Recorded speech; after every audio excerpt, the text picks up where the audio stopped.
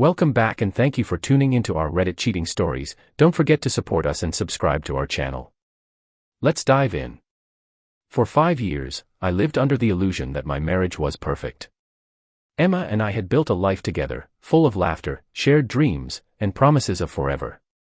At least, that's what I thought.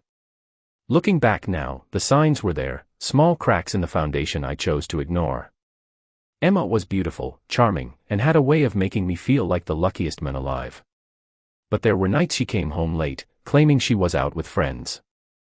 There were moments when she seemed distant, lost in thought, yet she'd quickly mask it with a loving smile. I dismissed my doubts, trusting her completely. After all, why would she betray me? We were partners. We had each other. That illusion shattered the night I walked in on her with another man. It was supposed to be a surprise.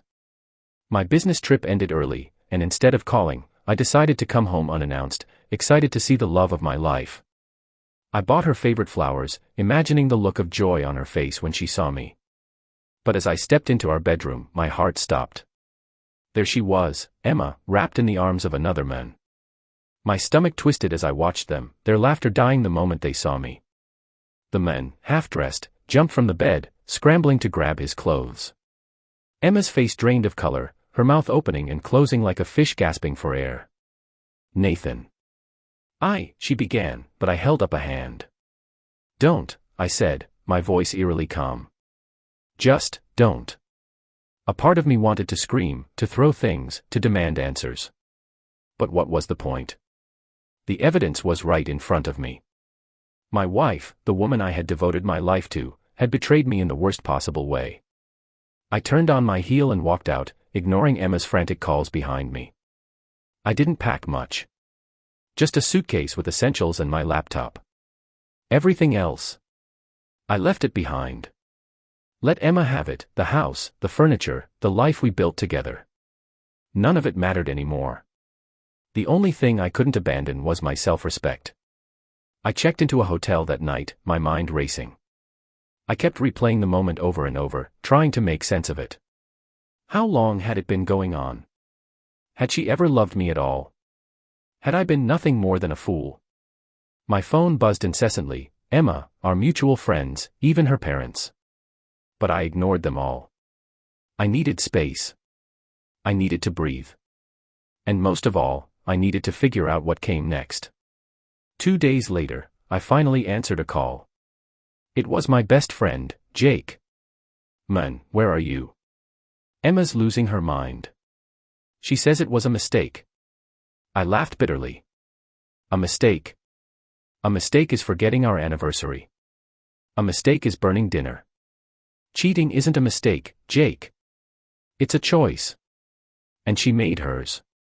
Jake sighed. I get it, bro. I do. But, you should hear her out. At least for closure. Closure. The word sounded so empty. What closure was there when the woman you loved tore your heart out and stomped on it? But maybe he was right. Maybe I needed to face her one last time. I met Emma at a small cafe, neutral ground. She looked terrible, puffy eyes, messy hair, fingers trembling around her coffee cup. Nathan, please. She whispered. It was a mistake.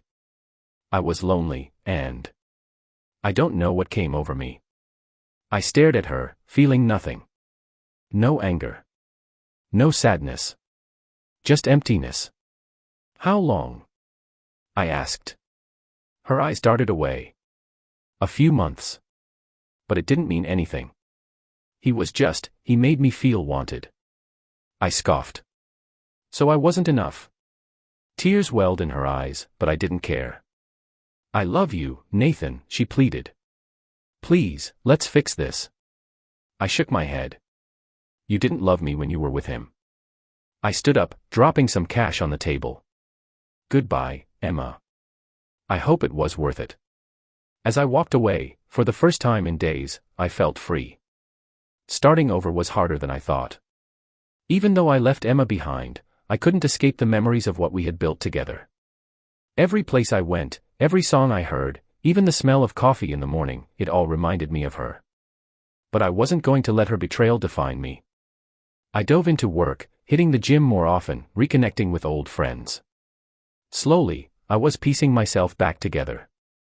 One night, Jake dragged me out to a bar, insisting I needed to have some fun. That's when I met Lily. She was nothing like Emma, genuine, kind, with eyes that held no deception. And for the first time in a long time, I felt something stir in my heart. Weeks passed, and I found myself thinking less and less about Emma. It wasn't easy, but each day felt like a step forward. I threw myself into my work, focusing on the future. But no matter how much I tried to move on, the betrayal still haunted me in unexpected ways. One evening, as I sat at a rooftop bar with Jake, he nudged me. "She's been asking about you." I didn't need to ask who. Let her ask. Doesn't change anything. Jake sighed. "I get it, man. But you need to find a way to let go." I took a sip of my drink, staring at the city lights. Letting go wasn't as simple as flipping a switch. Trust, love, marriage, it had all meant something. But Emma had thrown it away like it was nothing. Lily and I had been seeing each other casually. She was a breath of fresh air, no games, no deceit, just genuine kindness. But every time I found myself getting too close, my walls went up. "You're still afraid," she said one night as we sat in my apartment. I exhaled. "I don't want to be. But it's hard to forget." She smiled softly. "You don't have to forget. You just have to learn to trust again." Her words lingered long after she left. A month later, I got a text from Emma. "Emma, can we talk? One last time." I almost ignored it. But something in me needed closure. Real closure. Not the kind I faked at the cafe weeks ago. When I met her, she looked different. More fragile. "I'm leaving the city," she said quietly. I just wanted to say, "I'm sorry." For the first time, I believed her. But it didn't change the past. "I hope you find happiness, Emma." And with that, I walked away. For good. Healing wasn't a straight path, but each day, it got a little easier. I let Lily in, bit by bit, learning that love could be honest and pure. One evening, as we sat watching the sunset, she took my hand. "So, what now?" I smiled. "Now we see where this goes." For the first time in a long time, I was ready. If you enjoyed this story, don't forget to like, comment, and subscribe. Let us know, would you have forgiven Emma, or done the same as Nathan? Stay tuned for more gripping stories.